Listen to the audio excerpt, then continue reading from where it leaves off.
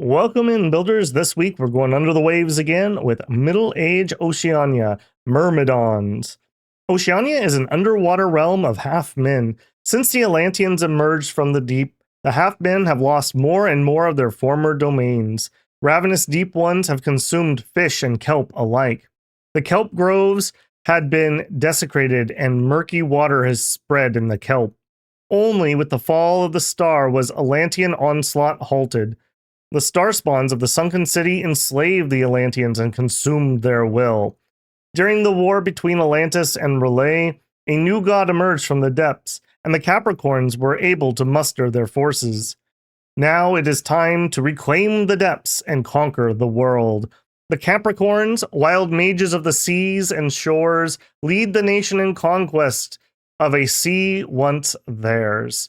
Sirens, mermaids with shape-shifting powers who lure men to watery graves with their beautiful songs, aid them in conquering the shores.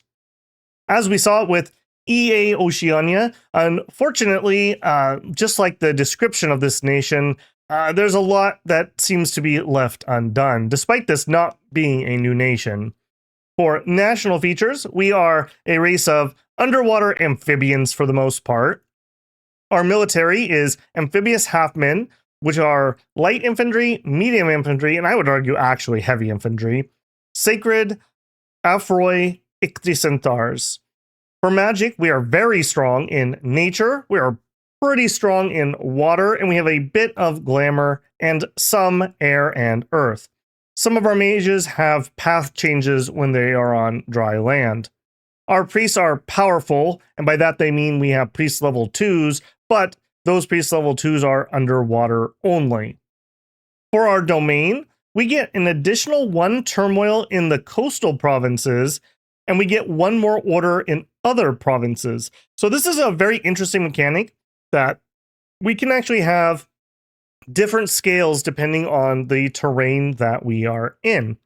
For scales and blesses, we have a turmoil limit of +1, and we have a growth limit of +1. For buildings, we build primitive forts, unfortunately, and this hurts. Although not nearly as bad as it did in EA. We'll check that out later. We also get half-price temples. For sites, we have 1 site, the Grove of Athros. Grove of Athros gives us our cap-only sacred leader and sacred, along with 3 nature gems, a water gem, and a glamour gem. An okay spread here, although nothing to write home about, frankly. Pretty standard here.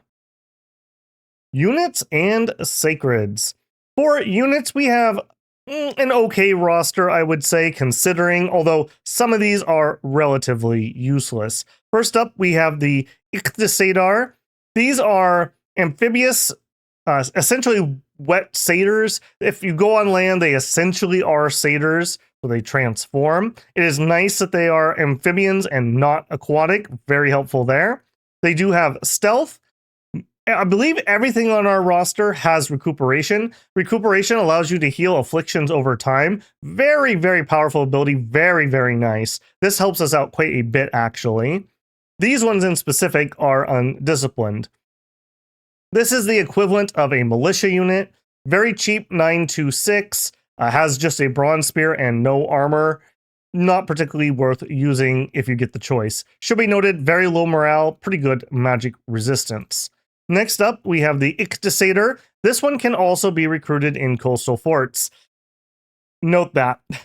One of our big problems is we can only recruit decent things really underwater. So despite the fact that we need coastal forts and we need to get on land to take thrones to win, our recruitment on land is severely, severely limited. This is one that we can get up there.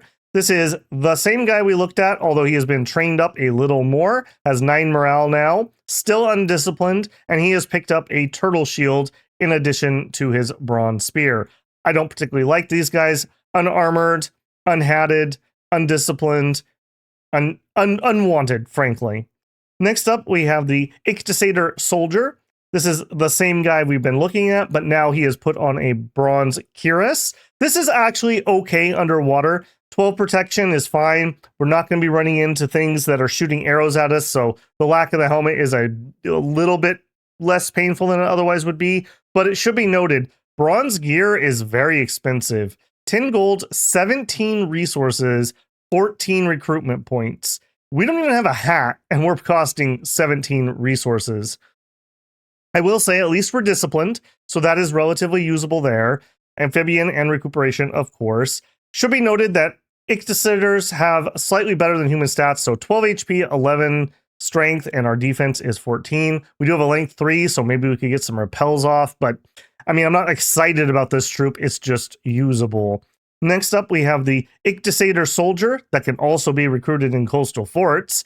This is similar guy, but he is wearing a turtle shell hauberk instead of the bronze and has the turtle shell shield. So only 9 protection instead of the 12 that we just were looking at, but the cost is down to 7 resources. Should be noted here, more recruitment points than resources needed, and the gold is still 10.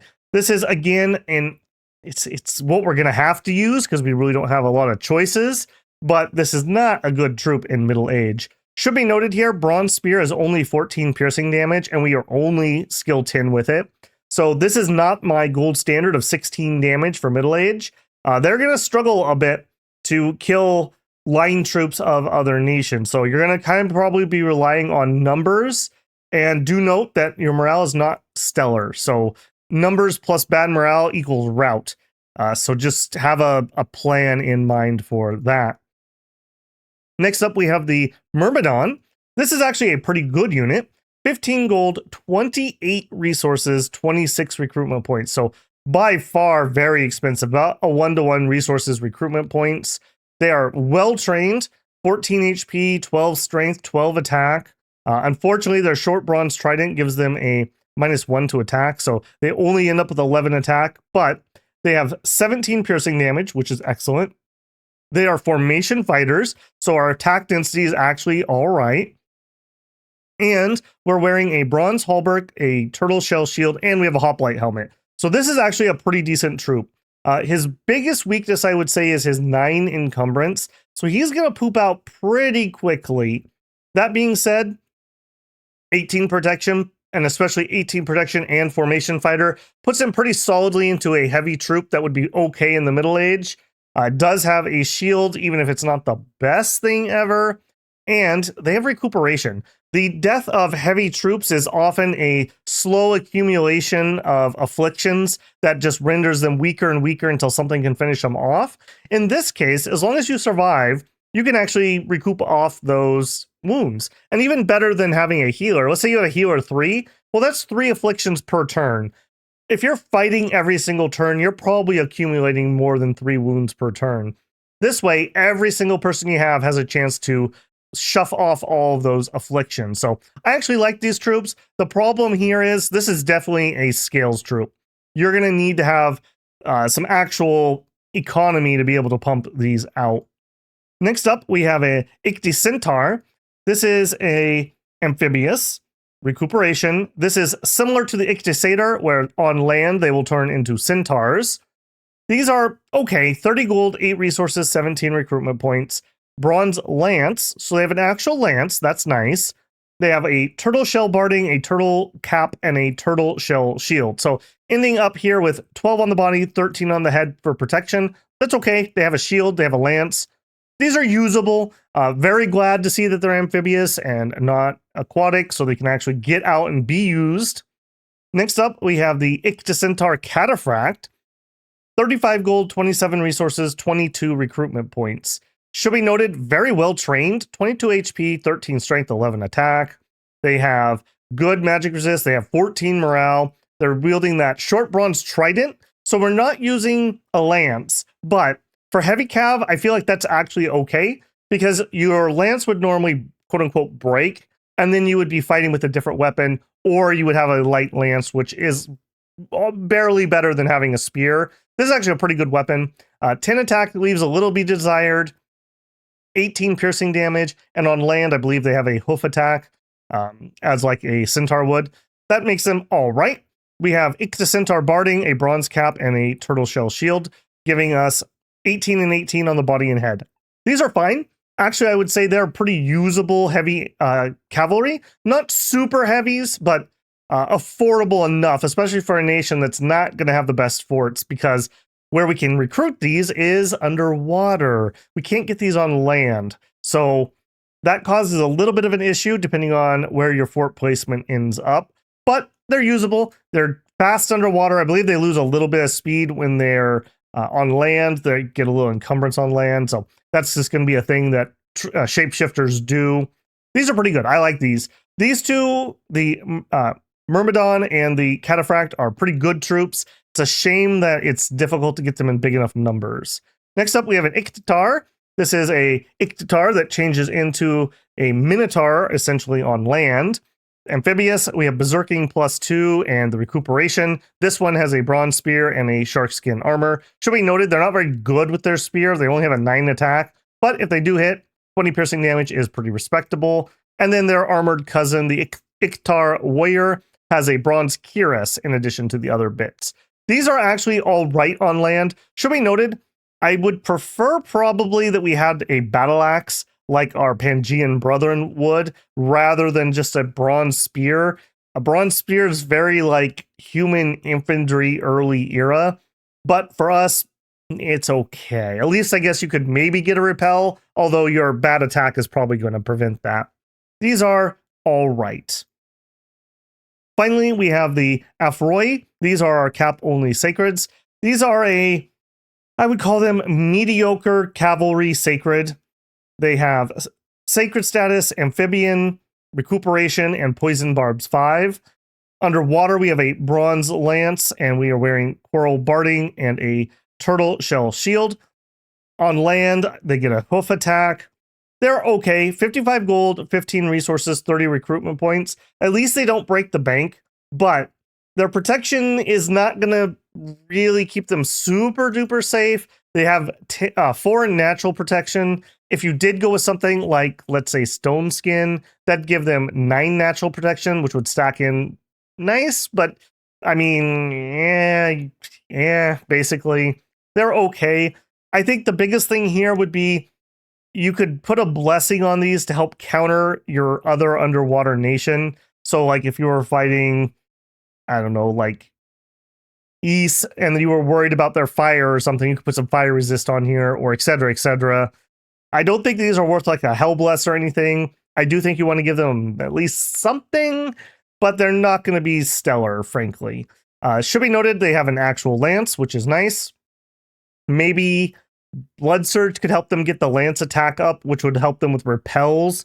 That would help them out quite a bit, but I don't love that blessing here either. So they're usable. I do use them even with a light bless, but they're not stellar. You're not like amazed like Morvok Knights or something. So, okay. Overall, kind of a very mid lineup down here. Strengths, I definitely say everything's amphibious, so you don't have to worry about having units stuck underwater that you can't get where they need to be. They also all have recuperation, which I do like, especially on those heavier troops that tend to die via affliction. But just nothing crazy. We don't have an underwater crossbow. We don't have javelins. We don't have even coral weapons would be kind of interesting for the extra poison or possibly bleed. Yeah, it's an okay lineup, but unfortunately, the Middle Ages are not an age of okay lineups, especially when you need to be fighting on land. Heroes, Commanders, and Prophet. As for heroes, there are no more heroes. Illwinter decided that there are no heroic Oceanians. They're all cowards, unfortunately. For commanders, we start with the Ictisator Scout. This is an amphibious scout. Stealth is 40. They are only 30 gold. That's pretty cheap for a scout. They're fine. Nice to have an amphibious scout. Note, they are not the stealthiest units, so you probably don't want to sit these on an enemy fort or something. They're probably going to get caught. Next up, we have the Ictisator Commander.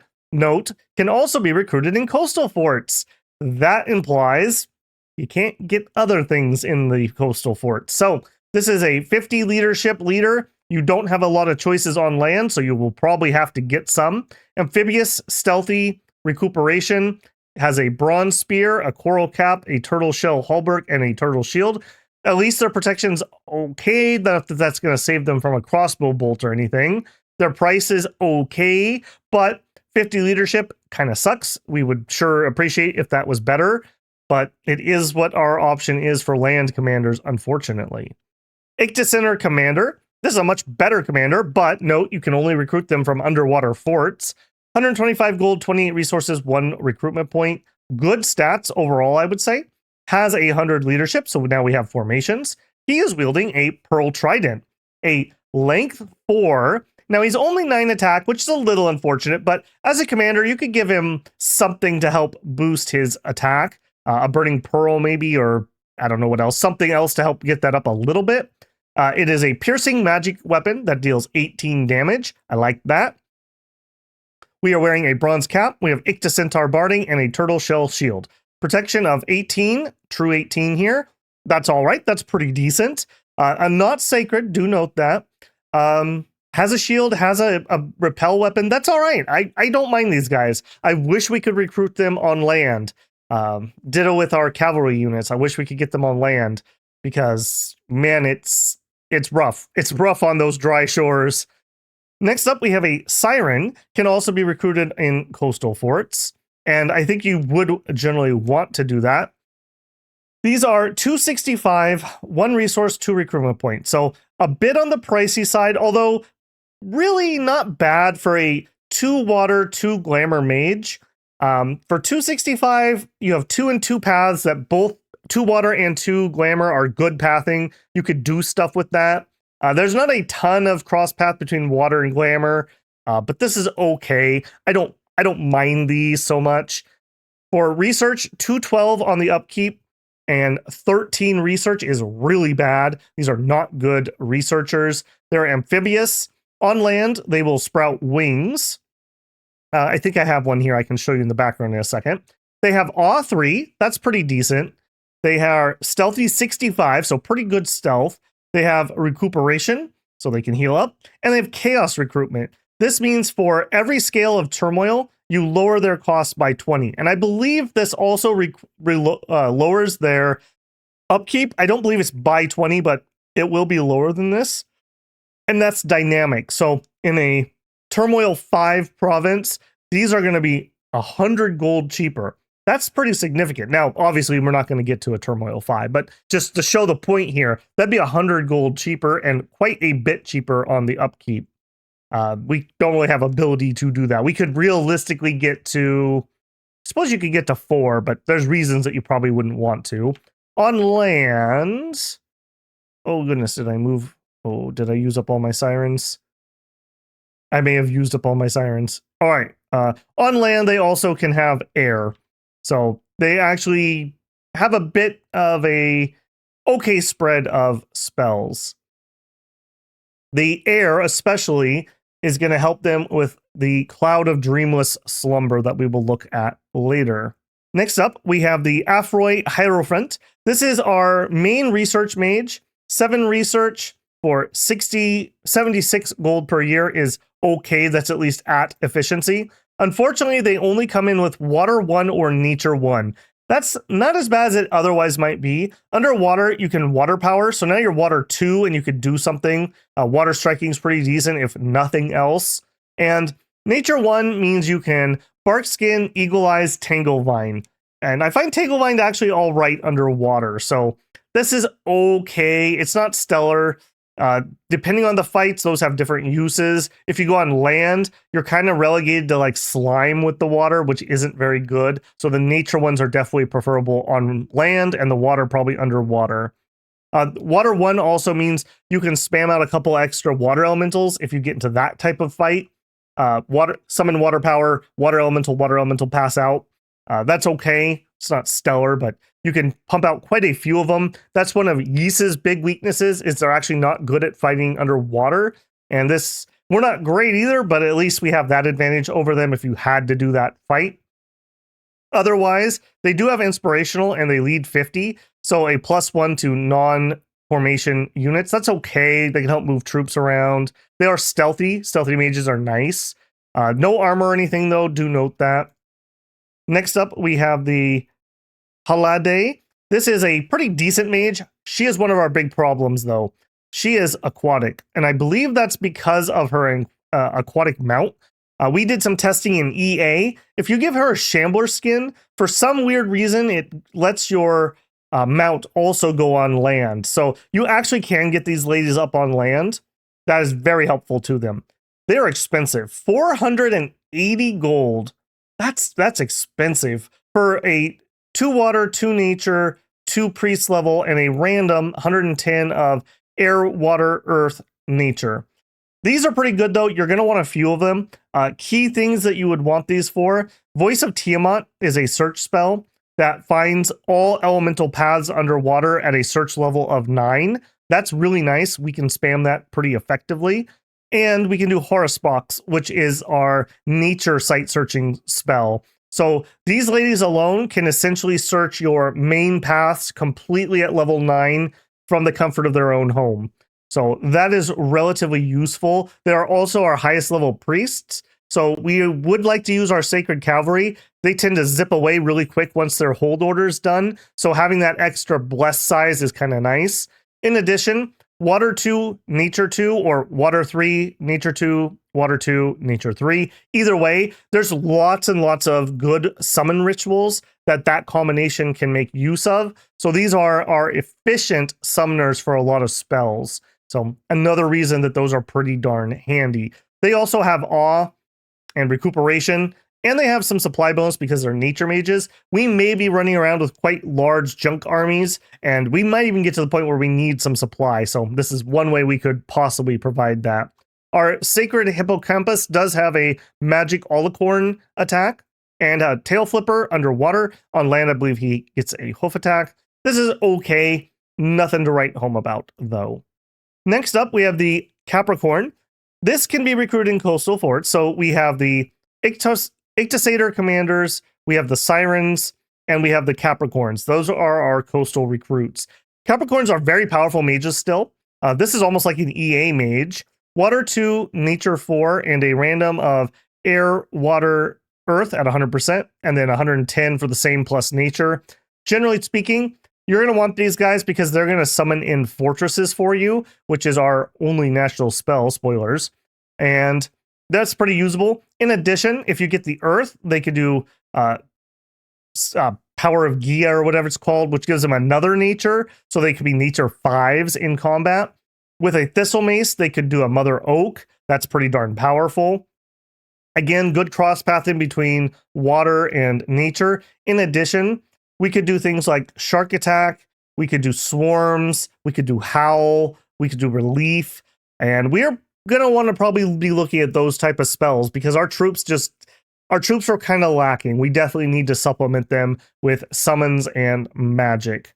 Do note though, 500 gold and they are slow to recruit. Good leadership too. 400 gold per year. That's not a cheap mage. These are ones that you would like to have lots of them, but they're hard to afford because our economy is probably not going to be the best. We have a lot of overpriced mages, or not really overpriced, but we don't have any like standout like value mages particularly. These are okay, and I feel they're okay priced, especially if you can make use of that chaos recruitment again. Again, imagine you got this guy in a Turmoil 5. That'd be 150 gold less. And again, that does seem to affect their upkeep. So that would be pretty darn powerful, but realistically, that's not going to happen. They also have Beastmaster. We would like to summon in a lot of things, and there's actually some decent amphibious or aquatic beasts. So this is actually kind of a nice little bonus here that he can lead those around and give them +3 morale, actually, which is pretty handy. It's too bad he doesn't have tight rain. That would really up his value there some more. Overall, fine. Do note, no armor. He would sure like a little bit of armor. Maybe if you could swing some Chthoric lion pelts, that would be really nice. You do have the cross pathing here on some guys. That could be kind of nice. Maybe even worth considering making a pretender who could maybe give you a dwarven hammer. That really reduces the price of those quite a bit, but maybe that's a bridge too far, unfortunately. Finally, we have the Afroy Lord. This is a cap-only sacred commander. Our best commander, really. 100 leadership, and he has inspirational. Otherwise, he is similar to our sacreds. I do try to get these guys out in the early game. I do like them quite a bit. Having that extra inspirational really helps out, especially if you're leading around the satyr units who are not particularly brave. That is pretty handy. Who would I make my prophet? I would really like my prophet probably to land on a 80 Centaur commander or an Afroy Lord. Either one of those would be fine. They don't have magic of their own to do, so that'll give them something to do. They are cav units, so 16 map move is about as good as we're going to get. These are so expensive that I want them casting their magic paths and ditto with a Capricorn. So I think it falls to one of those two. They're also our best armored at 18 and 15 respectively. So again, on land, you don't want to take a short bow to the prophet and lose him. I would say our command structure up here is all right. It's unfortunate that we need to have Shambler skin armor to get these on land. That's not as horrific as it was in 5, but it's just an extra hurdle for a mage that you're going to want at least a few of, and are pretty decent, actually. I don't mind this pathing too badly. That's okay. National items and spells. As for national items, we have no national items. As for national spells, as previously mentioned, we have Grow Fortress in Alteration. Grow Fortress is a ritual, requires 4 nature, 35 nature gems, can only be cast in forests or shallow seas. Unlike EA Oceania, we're not quite as crippled by that spell as we were. The problem in EA, our normal land forts that we could build did not give us a bonus commander. So this is, this is the Kelp fort that the ritual summons. 25 admin, it does give you a commander point. It gives you 75% recruitment point bonus. Bad walls, bad storage, bad defense. On land, it is a bramble fort, 25 admin, 1 commander point. Similarly bad defense. This is the fort that we can actually build. This is a stage 2, so you build the, I don't remember, Palisade and then Fortress, I think it's called. 30 admin, 1 commander point. In EA, we could not build up to this level, so we didn't get the commander point. So even non-slow to recruit commanders like this Siren, here we go, I did have a Siren spot. Like this Siren would be slow to recruit. But now we have the bonus point, so we do have 2 recruitment. You can get 1 Siren per turn. As mentioned, these are all right, and we have some good spells we can cast with them, so this is pretty useful to us. Otherwise, in Magic, in Conjuration, I want to specifically call out Voice of Tiamat at 5. This gives us that search spell. You're definitely going to want to get this. We can easily cast it. We have some water income, so we can afford it. Depending on what you pick for Pretender, you may want to do some manual water searching ASAP and get just a little bit of bump. This does cost 8 water gems, which if you are at your default 1 income, you're going to run out unless you really luck out on your first couple casts of this. In addition, Conjuration I feel is really important to us. Our troops are not good, and we're not going to have them in huge numbers. I think even Pangea has A, a better sacred, and B, better and more available land troops. So we're really going to be looking to supplement these. Right off the bat, you have some amphibious stuff here. I don't like these particularly. I would try to hold out. We have summon water power, very vital for underwater fights. Algae Men if you have to. I don't love those. Up at 3, we have, where are you? Yetis, if you go cold, are we could work our way to getting a Siren who could summon those in. We have Summon Lesser Water Elemental, very vital for underwater fights, and we can easily spam out our cheaper mages, and 50% of them will be able to cast this. Krakens are okay underwater, especially if you have a high water pretender, maybe get a couple Kraken casts off. We have Summon Sea Lions. Sea Lions are actually kind of spooky. We'll look at those. I think I still have a few left over from some fights I did. Summon Bog Beast also.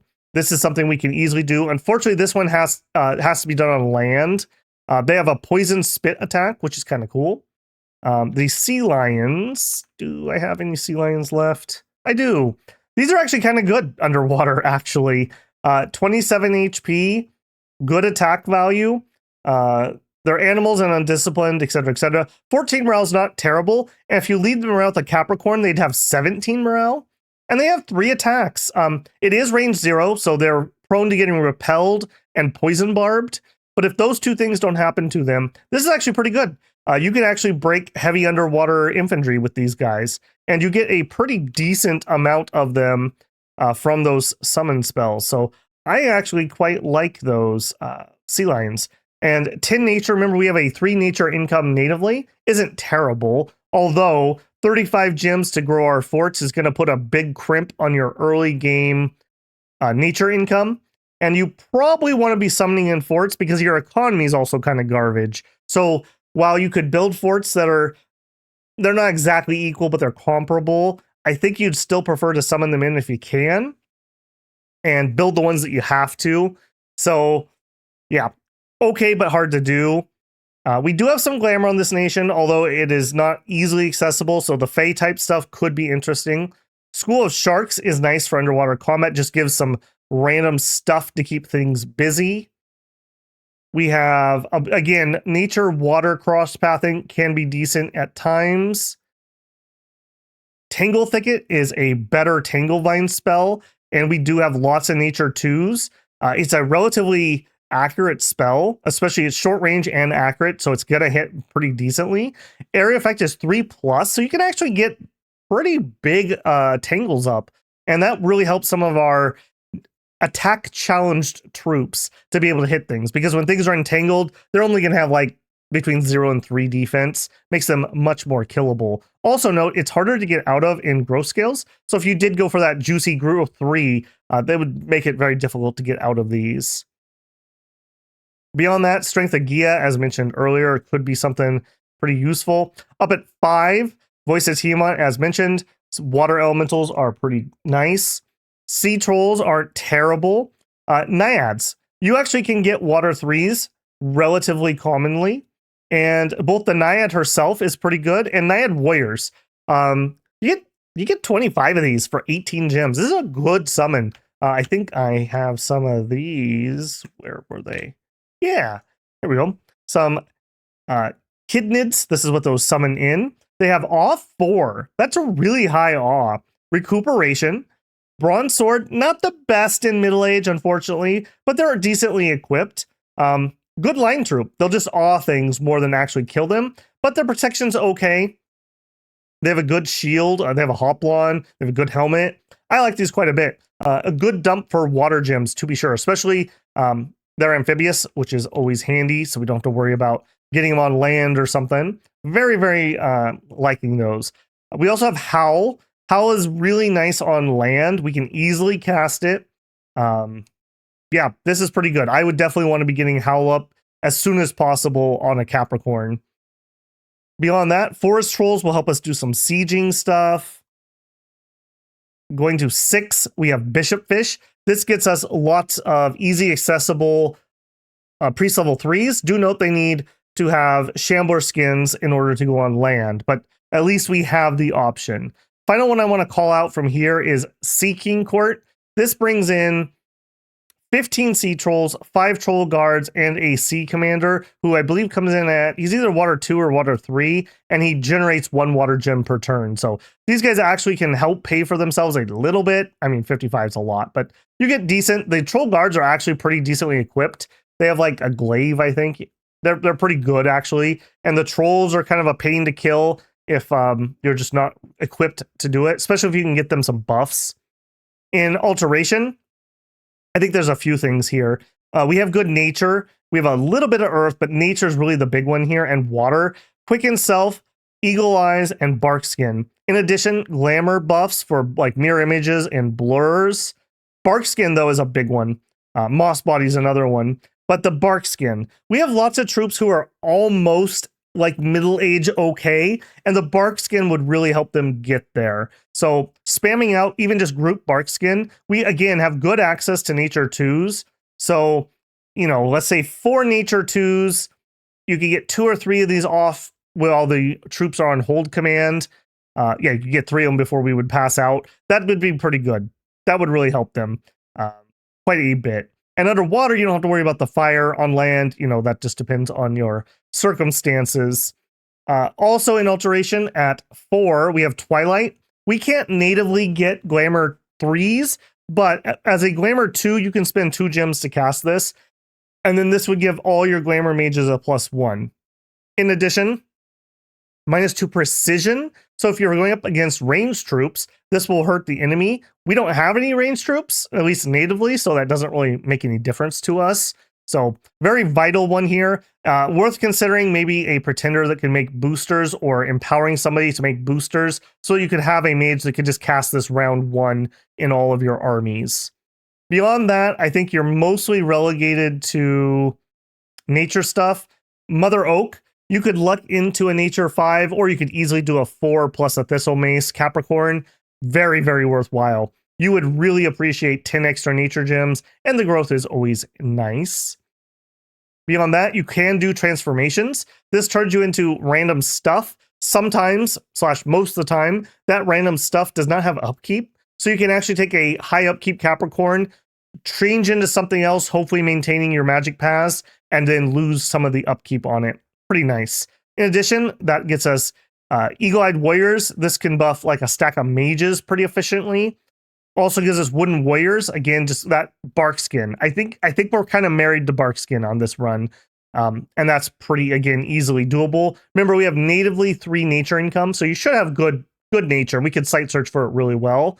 Giant Warriors, actually. I don't hate this. Our troops are kind of bad anyways, and we have bad attack density. So going up in size, HP, and strength, that would help our damage go out quite a bit. Mileage may vary a little on that one. We could do group displacement. Again, it's just nice. Helps our line troops out some.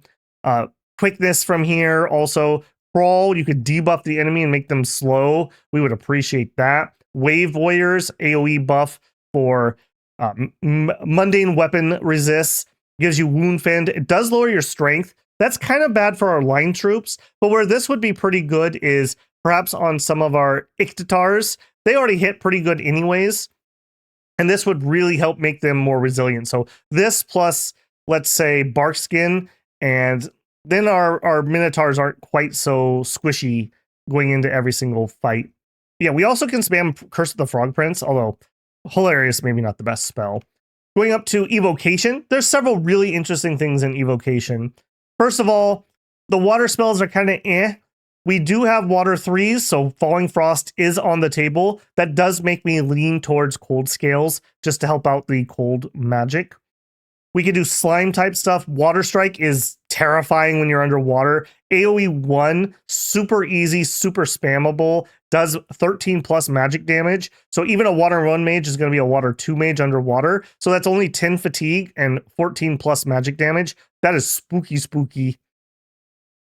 Cold Blast for things that get relatively close. Web, I actually prefer Tangle Vines, generally speaking, because it scales off of growth scales, which you will probably have at least a little of, but Web's fine. Glamour stuff, Ephemeral Bolt is very spooky. Again, our Sirens can spam that pretty efficiently. Going up to 3, Rain. If you do have to fight people using fire above water, we can easily cast Rain. Even a water 2 mage can use 2 gems to cast it. Pretty nice. We could finagle somebody into possibly doing Freezing Mist. That wouldn't be super easy, but you could maybe get there. Something to think about. Poison attacks out of here are decent. This is a nice quick one, though. Evocation 3, Cloud of Dreamless Slumber. This is a AoE 3+, so it's going to be 3. Good precision, relatively short range, so you're going to hit what you're aiming at, and it leaves a lingering sleep cloud. Yeah, everyone that passes through it just falls into dreamless slumber. Very, very nice. And then we can stab them at our leisure, essentially. And we can spam out Sirens from our coastal forts relatively well. I mean, they're not super cheap, but they're not slow to recruit or anything. So let's say you had maybe 3 Sirens in an army, and they could throw some of this out. What that generally is going to do is it's going to make the enemy's nice formations break apart as various ones of them fall asleep, etc., and then they trickle into your front line where you can overwhelm them and stab them down with hopefully like your Myrmidon tridents or something, and then we'll slowly move up stabbing people who are asleep. is the ideal here. Beyond that, we have Breath of the Dragon at 4. Again, very spammable for us. Breath of the Dragon is notable to me for being armor negating. This is a way to kill those super heavy troops of middle age, like let's say Ohm. Because without this, that's a little rough. With this though, 7+ poison magic damage. And we have Capricorns who come in with nature 4. So that's going to be 5 fatigue for them to spam. In addition, that's going to Area of Effect 6. And the damage on that is going to be 9+. And it's poison. So if you poison them, they're going to keep ticking. So this already probably is going to kill a human that gets hit after a tick or two, even if they don't die initially. But we can go further with the big boys. We won't have to worry about people casting Blade Wind because we're not going to have Earth 3s. So that's nice. That's one of those spells that always makes me grumpy when it gets unlocked. At 5, we have Poison Cloud. This is a pretty difficult one. You're really going to have to empower into this, but it could be a bit of a surprise for people. Beyond that one, Stream of Life is interesting. It's a 40% chance of death plus 5% for additional caster level. So a nature, let's say 5 Capricorn would have a 50% chance of just killing their target. And it is armor negating, but it is magic resistance. So depending on what you're aiming at, this could be good. I would say like Black Knights of Ohm, let's say. Somebody's thugging with those. Maybe we have 2 Capricorns and they're spamming this at him. Well, how many 50-50s can you win before something actually hits and they just auto die? Could be a saving grace.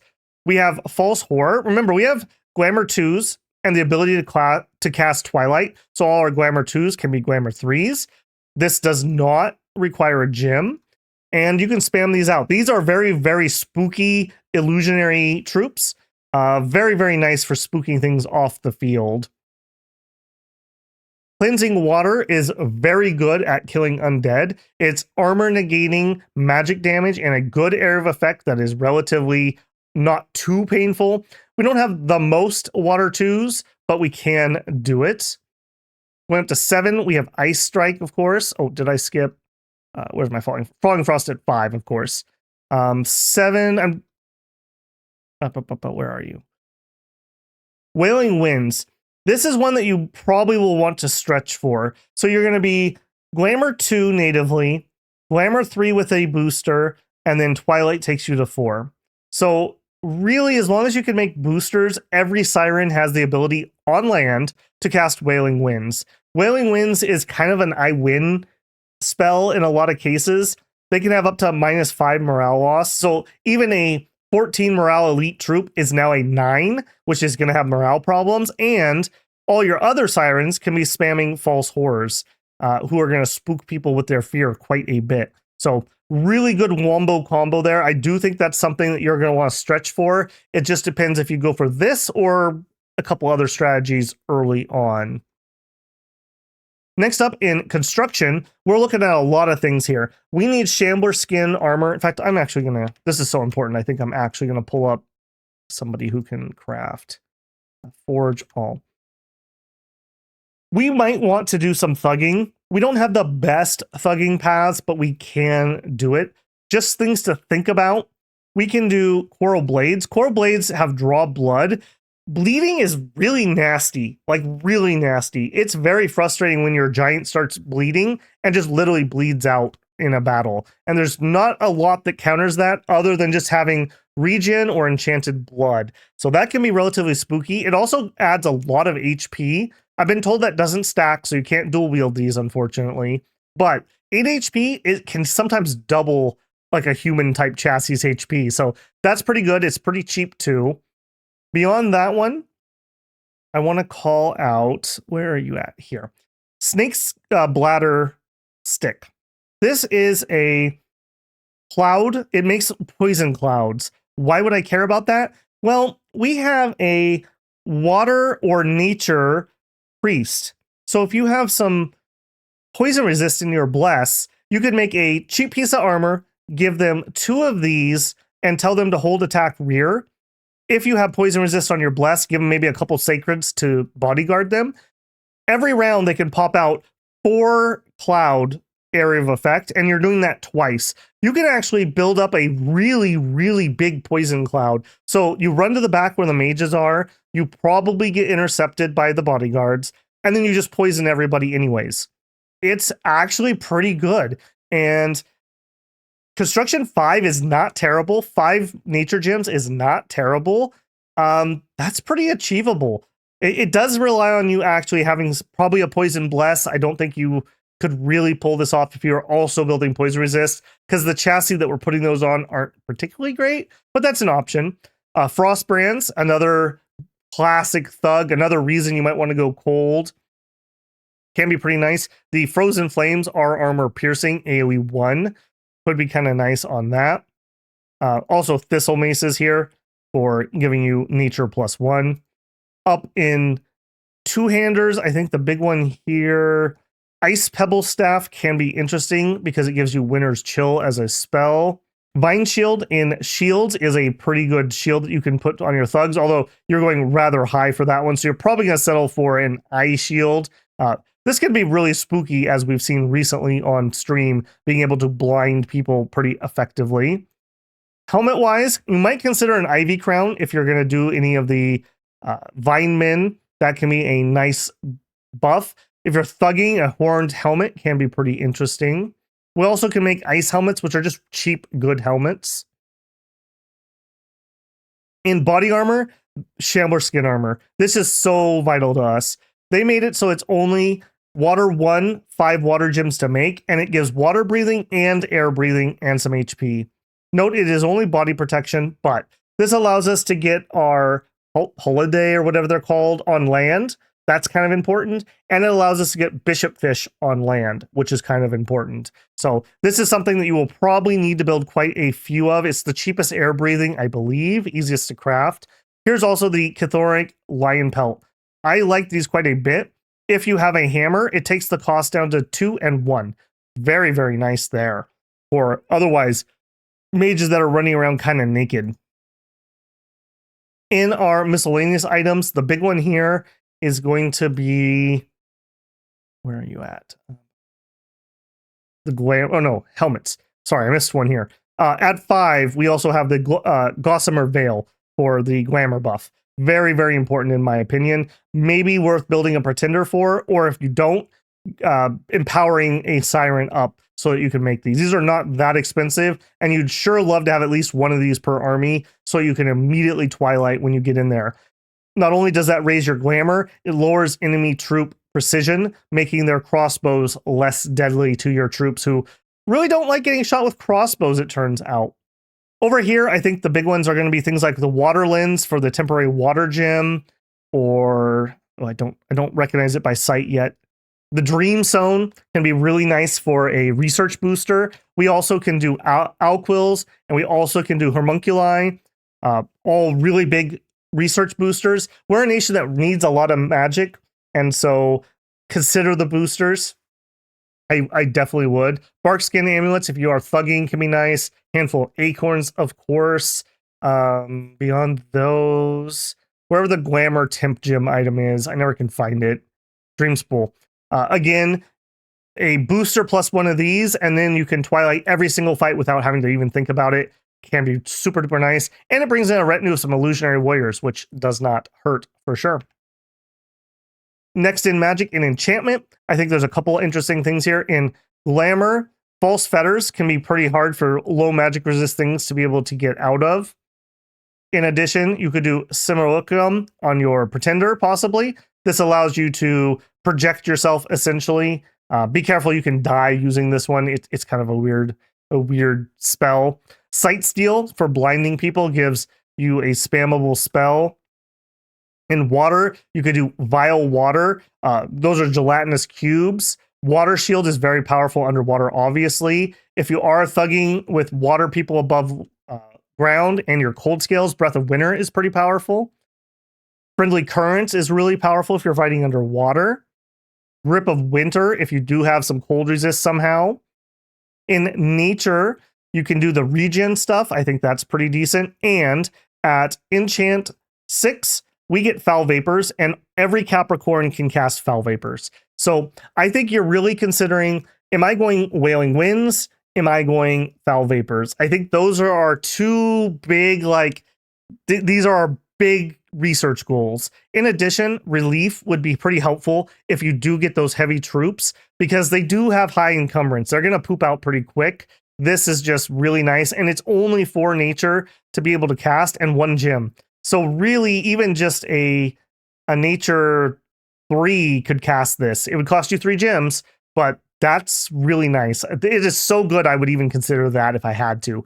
But you don't, because you have Capricorns who guaranteed to come in at 4. So 2 gems or 1 with a Thistle Mace could be pretty nice.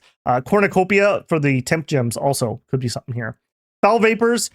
Remember, we don't have poison resist natively on our troops, so you're going to want to either buff them with, let's say, Poison Ward, or you're going to want to have some blesses that can help you out there. Mass Regeneration, I guess, is another one I will call out since we're here. This is just everybody gets regen, or Serpent's Blessing, just everybody gets poison resist. I do think these are worth thinking about. Again, though, do you go this route, or do you go the Wailing Winds route with the glamour stuff? I think it just depends on what you're fighting and what your gem income looks like. But both of those are pretty darn nice. In addition, Nature 6 requirement for Gift of Health. If you luck into a 5 Nature Capricorn and then give him a Thistle Mace, we actually could cast this pretty easily. 10% extra HP per candle would make getting rid of you pretty darn hard. It gives us another way to heal afflictions. That's less for us, and the aging is less for us. For us, it's more about the HP. If you had, let's say, 5 candles, let's be pretty low. An extra 50% HP on your Myrmidons would make those ridiculously tough, heavy troops, and they're going to heal off all the afflictions that they get. Thaumaturgy. Horospec is our range nature sight search. I do think that's probably worth doing. You're not going to have enough Capricorns to really want to run around and sight search unless you have to. This is an easy way to do it. Panic gives us a way for our nature mages to contribute to a fear strategy. Could be pretty good. The Beast Fury stuff could be nice. We actually are probably going to be summoning in some animals to help us bolster numbers, and this is a way to make animals much nastier with an extra attack and morale. We also have Rage of Cornered Rat. We can make them go berserk. That could be really nice. Doesn't affect enemy units, so you don't have to worry about that. So like some berserk sea lions would be really spooky underwater, and you can actually get up to area of effect versions of those things. Growing Fury is a way that we can berserk our whole army if we are so inclined. Could be rather interesting. And Gift of Reason. We can cast this natively. I don't know if we have any like super cool targets for that, but it exists. And finally, Blood. We don't have Blood, so I don't think that's particularly interesting.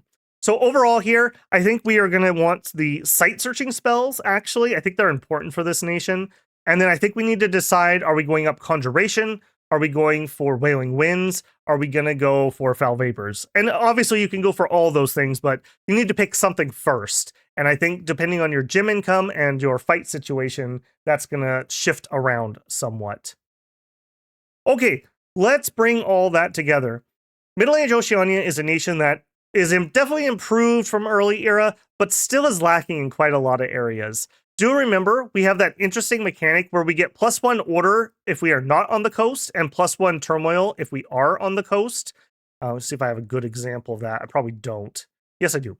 So I'm actually turmoil 1 in this game. So note here, I have neutral scales in my capital, and I have turmoil 2 up here on the coast. You can tell how well this game is going by my dominion.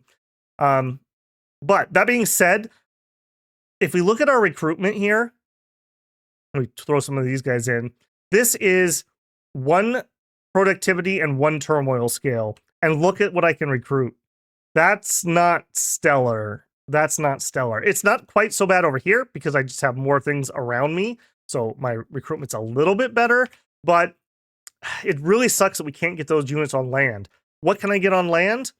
An Ixasator Commander, a Siren, a Capricorn, the bad undisciplined guys, and the somewhat bad non-undisciplined guys. That's it. So our land recruitment is very limited. I think we're very interested in indies, like these Amazons, or just anything, frankly. It doesn't have to be the best stuff, because these guys fighting, let's say, Ulm or Marignon or just anybody who has really good melee heavy infantry, these guys are going to get ripped to shreds. 9 protection, 10 attack with 14 pierce. No shot, man. No shot. So that is a distinct weakness. A very distinct weakness. Oh, let's go back into spells for one more. Bonus spell. I totally spaced on this one. In Thaumaturgy, because I've never actually cast this spell before. That's not Thaumaturgy. Thaumaturgy. I want to call out Lure of the Deep. 5 glamour and 2 water, so kind of hard to cast. This is a global enchantment that has a chance to lure enemies on the coast to drown. You don't have to do anything, it's just a global enchantment. Enemy dominion prevents lure, so you do need to push your dominion out there. But if you check the fine print here, nations that can recruit sirens will find it cheaper while this enchantment is in effect. I find that really interesting. I don't know if it's stellar, frankly, but maybe we could get lucky and head for that. I mean, maybe we head towards Battle Fortune anyways or something, and we could easily cast that. So just food for thought. I thought that was rather interesting. If you got this up, I don't know what the discount is. Post in the comment below if you do, but anything to make those good mages in the sirens cheaper would definitely be appreciated. Let's go ahead and take a look at pretenders. Similar to early era, we have a very limited choice of what we can make for pretender chassis. Down in 1, we have the Archmage. Do note, he's aquatic. We have the Grand Hydromancer. I actually like him quite a bit. We only have 1 water gem income. He doubles it. That may not sound like much, but if you want to have enough gems for Voice of Tiamat, you may want to have that. Him awake means you'll have an awake researcher of some sort, so that's something. We have a Afroy Sage. He's at least amphibious, so that's about the best I can say for him. Moving up to Dom 2, the only ones I really like here are the Worm and the Earth Serpent. I like the Worm a lot more. We'll look at a build for him, so I'm not going to talk too much here.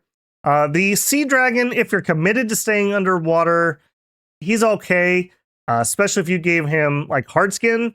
By itself would put him at 27 protection. That's pretty decent, but he doesn't have regen, which makes me a little nervous, and it's 80 cost to add new paths. I don't know about him. Moving up to Dom 3s, I'm not in love with any of these Titans particularly. The one I will call out, who is it? You. The Old Man of the Sea is new path cost 30 rather than the 40 to 80 of other people. So maybe he could be interesting. He gives you an extra magic scale limit if you're going to go really high magic scales. And he's an inspiring researcher, and he's a good researcher. Again, though, for 280 points, you're probably going to want that awake. You're not getting much else out of that. So, the Nereid, again, aquatic only. Boo. We already have grow skill up. Boo. Don't love those. Moving up to Dom 4s, we have the Progenius of the Sea, which would be cool, except for he has a specific mechanic that he absolutely cannot leave the water. So you have to stay underwater. If you want to do something really high on the water, though, like quickness, I suppose, is what it would be, because new path cost is 80. So if you're going to do a quickness chassis, he's probably it. He's so bloody cheap. 180. Yeah, you could make a pretty. In fact, I'm going to do it. You could make a pretty darn cheap. Hey, there you go. An awake quickness. We probably could fiddle around. Like I'd probably go like that and that. That gives us a little bit of scales. Okay, there you go. Quickness. I mean, the sacreds we're putting it on aren't very good, but there you go. You could get quickness. Maybe you're thugging or something. Other things up here, I just don't love it. We already have the growth scale. We already have those natively. I guess astral, that could be something. The monolith. I mean, make sure you can teleport it if you get it, I guess. I don't know. Not in love with a lot of these chassis here. Let's take a look at a couple I actually do like. This is Snake the Worm. This is an awake expander.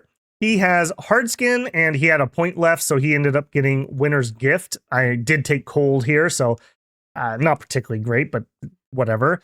He has Fear. He has Regen. His main thing is you probably want to wait to get Alteration 2. That will give you Stone Skin. So he's going to be looking to do buff protection, which is going to take his protection into safety range. Breath of Winter, quickness. You're probably off and running at that point. Temper Flesh will make him very safe.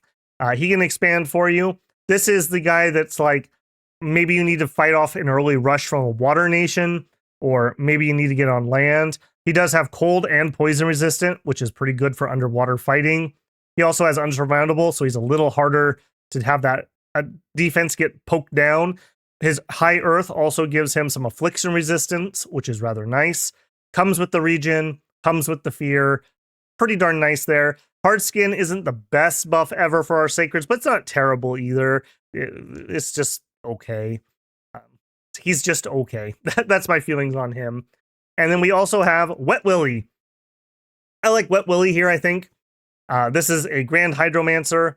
He has 2 poison resistance and heroism. So not stellar. His main idea is I'm probably going to look to do Foul Vapors at some point, and or Snake Bladder Thugs. And the heroism just helps give our sacred some cheaper stats early on. In addition, the Hierophant, who's probably our main researcher, is sacred. So when they get to level 1, they gain an extra research, and this will just lower the time it would take to do that. He also comes in with some okay scales. Remember, we get -1 terminal underwater and +1 on the shore, which is perfect. And I found that the 0 order 1 production is about the right mix of resources and recruitment points for Myrmidons and Cataphracts. So I am going to go for Myrmidon and Cataphracts. You might say, well, why don't you take higher order? Well, the problem with that is, remember, we have that Chaos recruitment, and I really would like to get -40 gold or -60 gold on my expensive shore mages. That actually helps me quite a bit. So I don't really want to give that up. I like unique things like that. In addition, he has the gem generation, so that'll help us out getting the gems we need for Voice of Tiamat. He's set up to make the Glamour booster. He can make a Thistle Mace if he had to. With a Thistle Mace, you could walk on land with him, and he could cast Fey. We are cold, so we're going to get Unseelie things. That means we could get the Unseelie Knights, which are very powerful, and would give us some very powerful land cavalry, or even just the Unseelie Footfolk would be all right on these guys. Yeah, he's okay. He does some light research. He does some light crafting. He's a gem gen. He's an awake researcher, although he's not great at that, as you can see. I like him. He's okay. Yeah, let me know if you guys have a cool bless or something. I fiddled around a little bit with like Enchanted Blood or with Blood Surge, because those are kind of cheap, efficient ones, but I just didn't see it. They're just not stellar sacreds. I think even just taking a counter pick bless of like, oh, hey, my biggest adversary is probably going to have fire magic. I'll take some fire resistance and Blood Surge or something. I think that would be okay for those guys. They're usable, but frankly, I don't find them particularly stellar. So that is what that is on them. In conclusion, Middle Age Oceania has had some improvements from their early era counterpart. Unfortunately, they haven't really progressed enough to catch up with other people. If this was their early era version, they would actually be pretty decent. As it is, I definitely put them towards the bottom of Middle Age, but they're at least playable, although you're going to grossly struggle if you have to do an early war in the water, if you can't get shore forts, if you can't get enough water forts. We just have a lot of fail states that are quite easy to achieve, unfortunately. So just be aware that you need to get lots of water territory because we need recruitment centers, but you also need to get lots of land forts, and you would prefer to get land forts on forests because we could summon in a relatively comparable fortress for 35 gems rather than like 1,600 gold. And our economy is going to be struggling with our expensive mages and expensive troops. So we're not going to have tons of just money sitting around. I've basically been zeroing out my treasury every turn this game for 36 turns, essentially. It's been relatively rough. I got everywhere I made coastal landings, I got Vanheimed, and they took all of this coast off of me, and there was nothing I could do about it. And then Satis went and made sure they took all the coast so I couldn't get on shore. And then over here, I had a war with Atlantis, which went pretty well, but that's because the AI kind of let me jump their army in a dumb spot. So that could have gone very, very differently. Right now, I basically have all my armies sieging Atlantis and a tiny little force holding this, and that's the entirety of my armies. I've pulled out all my researchers. I have a fort. I just relieved a siege over here. That's why there's a few guys here, and I have hardly anything in my capital. So as you can see, that's a bit oof. In addition, remember, we're building forts in the age of castles. I found a castle here. Look at how much better this is for defense, for admin, for extra recruitment points. Castles are so much better than what we're building. So we would sure love to capture some coastal castles more than anything else. So those are my thoughts on EA Oceania. Let me know down below, especially you experts in the kingdoms below. I know that I have a couple people who absolutely love them. Let me know the secret sauces.